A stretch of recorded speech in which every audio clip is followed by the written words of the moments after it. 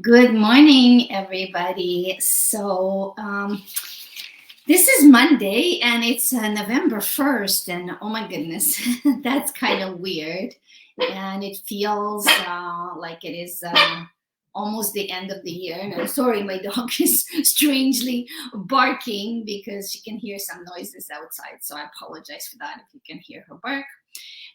So good morning, and I hope somebody is going to be able to join me today because, well, I'm Canadian and my name is Sveta from homestagingstepbystep.com. I live in Montreal, Canada, and I run this group for anybody, particularly for home sellers who are looking to get the most money possible out of their home sale, and also for maybe home stayers, people who want to stay in the house and maybe not selling quite yet, but are still looking for some styling, decorating tips, and maybe some updating and renovating. So I think that's really my strength, and I'm going to be talking more about this. It's for people who need to update their homes. If you have a home and, maybe you've been in there for 15, 20 years or 25 years, and you know that there's some things that need to be updated, upgraded, whether you're selling or not, but specifically if you are going to be selling in the near future,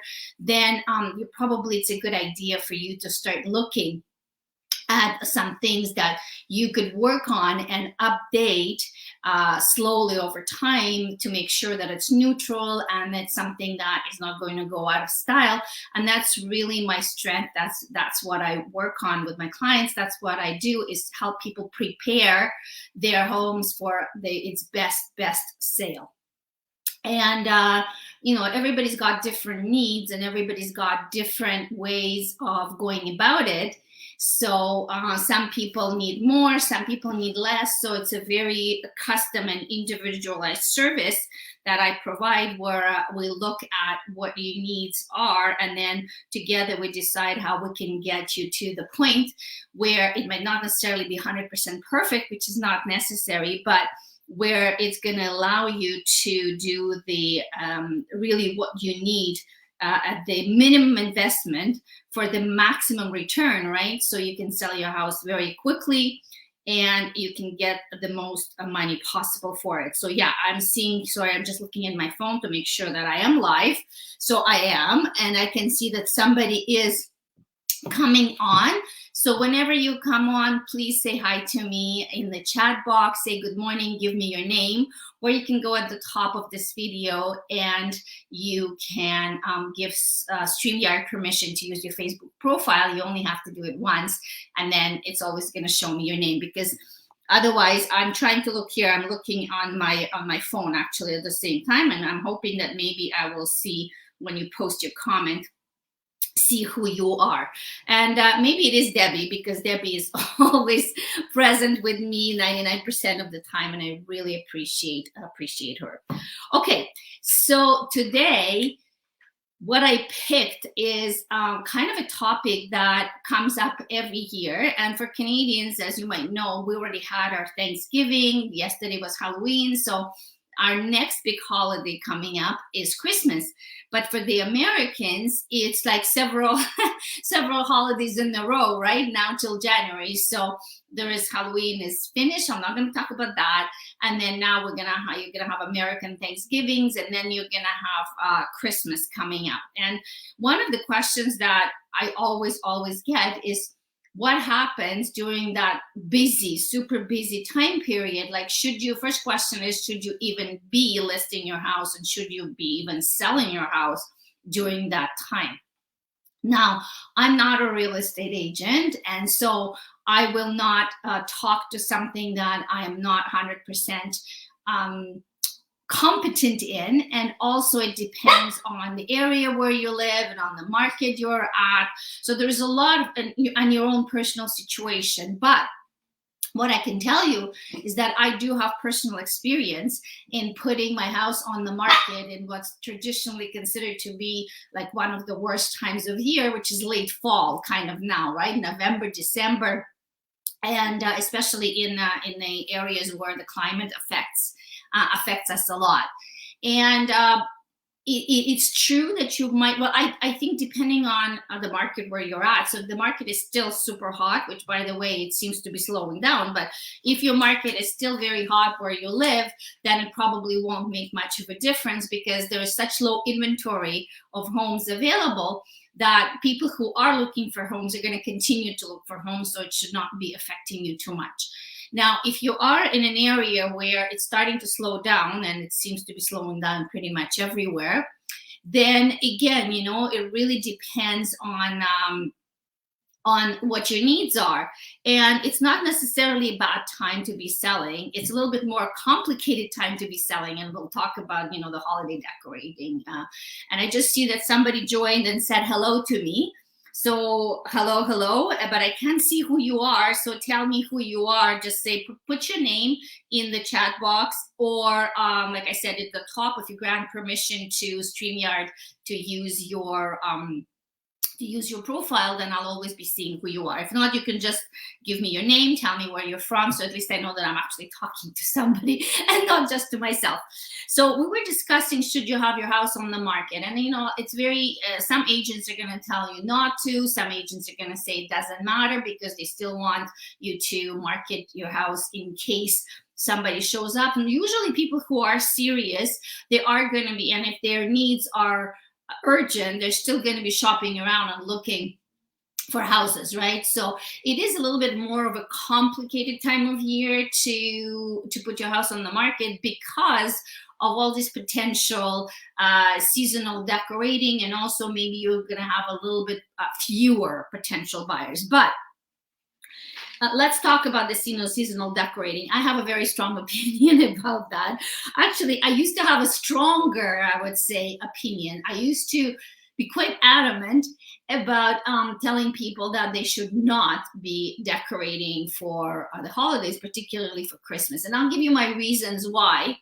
I kind of softened up a little bit. And so I'm going to give you some tips and ideas on what I think would be okay for you to do if you absolutely wanted to do some decorating. So my main reasons for asking you or telling people, if you are going to be selling the house during the holidays, why you should not be obviously decorating for like very seasonal and Christmassy decorating, was because when you're going to have your photos posted, first of all, it's going to date exactly. If you see a lot of, Christmas tree, and you see the Christmas decorations and wreaths and stuff like that, it's going to obviously date the photos. And so people are going to know that you put your house on the market at that particular time. I can see people saying, hi, that's very nice. But like I said, I can only say hello. I see Facebook user. I don't know who you are. So please post, just put your name in the chat box, okay? So I can actually say hello and refer to you by name. That would be nice. So one of my main objections to this heavy holiday decorating is that it's going to show on your photos. And then when it shows on the photos, then, God forbid, I wish for everybody. Hi, Cindy. Hello, beautiful. Hi, Cindy. Nice to see you. So it's obvious if you sell your house, if you're lucky, and you sell it within a few days, then it doesn't matter so much. But if you're in an area which is a little bit more difficult, and your house stays on the market for, several weeks or a couple of months, you don't really want people to know that your house was listed 3 months ago, right? Because then the psychologically, the people are going to start thinking, well, what's wrong with this house? Like, how come other houses sell so quickly and this one is not? So right away they're going to start thinking that maybe there's something wrong. So that's one of my reasons.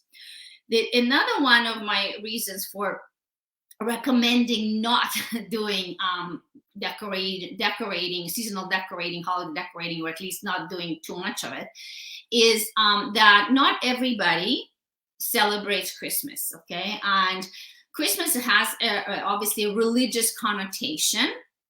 And depending on the area where you live, you might live in a very cosmopolitan area. You might have people of different nationalities, different extractions, different religions.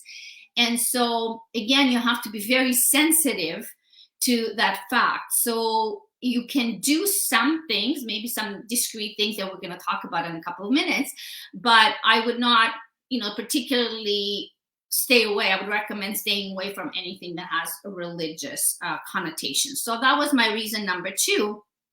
And my reason number 3 for not doing holiday decorating if you're selling your house is that it can be very distracting. And a lot of times you actually reorganize, let's say, your family room or your living room to put a big tree and put all the presents, and then your mantle is going to be covered with cards and photos and maybe some stockings and things like that. So it becomes very cluttered. It becomes distracting, and it kind of doesn't show the house off in its best possible condition. And obviously, we're all trying to make the most money possible for the sale of our house, and that implies that the house has to be presented and showcased in the best possible way. So, as I mentioned before, I used to be quite adamant about it, but then I realized that maybe you still want to have a little bit of holiday spirit. It must be maybe the last time you're spending Christmas in your home, and it's emotional. And so then I kind of reconsidered my position a little bit. And then I said, okay, if you're going to do something, I think the rule is to be very minimal and to be very discreet with it. So I'm going to give you some specific suggestions, but during the sale, especially, so we talked about the photos. So I think at the beginning, if you're thinking of putting your house up on the market, like right now, maybe you should focus on putting the preparing your house and staging it and having the pictures taken before you do your decorating. So that would be my first suggestion. And I think it's a really good suggestion, because you really want to, the first impression for people to have is they're going to be going on the internet and they're going to be going through the photos.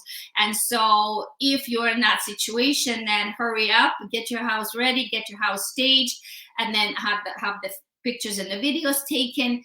And then you list it, and then if you have to, you can do a little bit of decorating. If it's not the case and you actually are going to be actively selling during the holidays, then, as I said, you really have to pay attention to your space and how the space looks, even with some rearranging of your furniture and stuff. And you have to be very mindful of what I call the visual clutter. So not having all these extra things everywhere, so people can focus on the beauty of your home. So, for example, I mentioned before, avoid all of the religious symbols. And one important, I took some notes because I thought about it last night, because I wanted to make sure that I will not forget to give you some important points. And some of them is, I think if you think about all your best features of the home, and you make sure that whatever you do not block those attractive architectural features. So for example, I mentioned the mantle before. If you have a fireplace, please do not clutter it with cards or ornaments or Christmas decorations or collections or even stockings. Like, I would really, really, and I'm very strongly opposed to that. Like, keep it minimal. If you want to put something on the mantelpiece, maybe put a couple of nice candles, and that's it. The other also, you have to think about your windows. If you have really beautiful windows, for example, please leave them open. Do not clutter them. Do not hang, like decorating or garlands or anything, anything around the windows. And the same for the windowsills. So whatever nice architectural features you have in your home, they have to continue being visible. And to that respect, if you must, then I would say go for a small size Christmas tree this year, because usually a big Christmas tree clutters the room. It makes the room look small. You have to move the furniture around. It's kind of awkward. Then you start throwing all these boxes, of gifts under it, and it creates a lot of visual clutter. So my practical tip if you really are going to decorate for Christmas, then maybe go for a smaller size tree, something that's compact, something that's not going to take too much room. And then I would not even put the boxes of gifts around the tree, because that really creates a lot of visual clutter. Or maybe just put one or two, and then the rest, hide them somewhere in the closet. Things that I really like, and I think it creates a lot of cozy feeling, and it creates good smell in the house without it being like too Christmassy, or it's anything that has to do with candles, but just maybe don't pick the like gaudy Christmas candles, but something that's tasteful and smells good. Then I love pine cones. I think it's very natural, it's woodsy, it's nature. So it does give the feeling of holidays, Christmas, but without it being obvious. And it's really cheap. So you can pick up, pine cones anywhere. Hopefully you live in an area where they're available, or you can probably buy them in an arts and crafts store, and then you can place like them in a bowl, and sometimes they have a little bit of silver sprinkling on top. And I would use that as a subtle holiday decorating. Another idea also, if you're using lights, Christmas lights, I would say be very sparing on how many lights you're going to use. You can maybe use simple, straightforward, one color, like natural light color strings of lights, and that could look really, really cute, and you can decorate very nicely, but again, sparingly, but not have all this, flashy Christmas lights of all the different colors and going on everywhere, because that is going to be extremely distracting.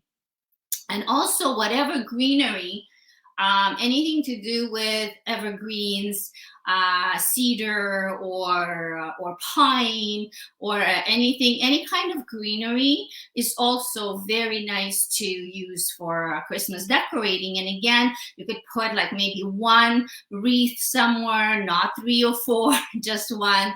You could also maybe use discreetly like one poinsettia plant, which evokes very Christmassy feeling, but without it necessarily being like too much in your face. And I also like those berries. Sometimes you can find real or artificial greenery with red berries. So again, you can maybe put just one small thing on your mantelpiece or on your coffee table. So all these example of things that I'm giving you is basically my permission of using some Christmassy decorating if you have to during the holidays, if it makes you happy. But the point is that I really want you to be very mindful of how much decorating you do. Avoid all of the potentially religious symbols if you can, and keep it nature oriented, and greenery, pine cones, candles, something that's subtle, something that's sophisticated. The other tip I also have for you is try to match it with your decor colors. So that's a little bit, it's a lot to think about, but if you can complement your color palette. So for example, think about this year, okay, what color walls you have, if you have more of a traditional look going on in your house or more of a modern look going on in the house. And then you can choose, what goes better. Do you have silver would go better, or gold would go better with whatever you already have going on, and try to choose colors that would not clash with the decor that you have. And so, because you really want to stay away from anything that's gaudy or tacky or too much, so whoever does come to your house, that they can still focus. And I'm always driving that point back and back and back, is that whoever does come to your house wants to focus on the beauty and the assets of your house, and not your, Christmas decorating. So I hope the point is made. And good morning, Debbie, and I'm glad to see that you made it.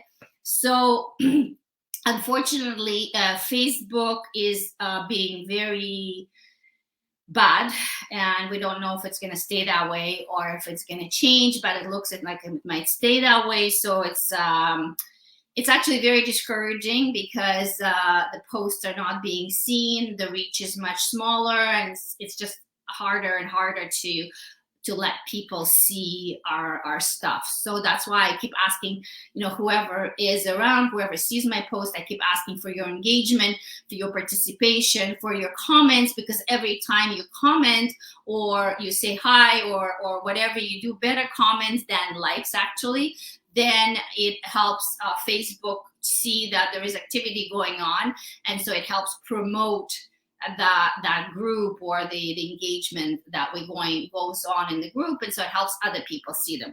So if at this point, if you have any specific questions for me about my opinion regarding Christmas decorating, please ask me. If not, I also wanted to mention, that's completely off this particular topic, but if you haven't had a chance to go into the group and read my post from yesterday, which is Sunday, October 31st, then if you're curious about something called, we always talk about minimalism, but there's also something called maximalism. And I see somebody just said hello from Zionville, Indiana, but I'm not sure who that is. I can't see your name. So if you can give me your name, that would be really great. So what I was going to say is that I was kind of doing some research yesterday, and I did a lot of reading, and I actually made a post about this movement that's completely the opposite of, we always talk about less being more, specifically for people who are selling. That doesn't change. It still really is the case. So less is more. But for people who are staying and like that particular style, which I personally find very over the top, and it's not for everybody, but out of curiosity, I really encourage you to go and look at that post, because I also added some photos and I wrote about what the maximalism is. And it's actually complicated science of combining very bold colors, patterns, textures, a lot of personal items and momentums and objects, and it's very busy. It's a very busy, very kind of cluttered style. Like I said, it's not for everybody, but I'm just curious to see if there are people in this group who actually can do this and can see themselves decorating that way. And the interesting thing was that I think, and actually I'm convinced, that minimalistic style is a lot easier to implement if you're not like 100% sure of your decorating capabilities. Then, minimalistic is kind of simple, neutral, not too much stuff, whether the other one is completely the opposite, but it's quite an art form to be able to combine all these crazy elements together to make it look good, because it's very easy to make a mistake and then it's going to look like a disaster. So I'm very interested in your opinions about that, because I've been thinking about that, and it's something that, I don't know if I would actually implement that, but maybe there is some kind of a compromise that would be interesting to try with something a little bit more bold. So this is it for me. And you guys, if there's anything else you'd like to know, if there's any questions, any comments that you have, please post them.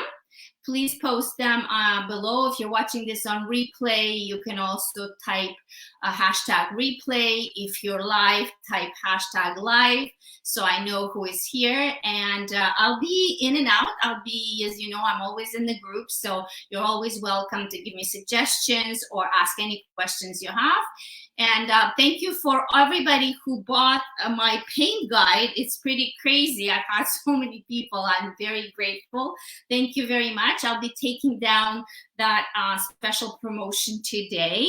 So anyway, but if you really want it, for $7, you can DM me, and we'll keep it as a secret between us. So thank you very much, and I hope you'll enjoy the rest of your day. See you soon. Bye.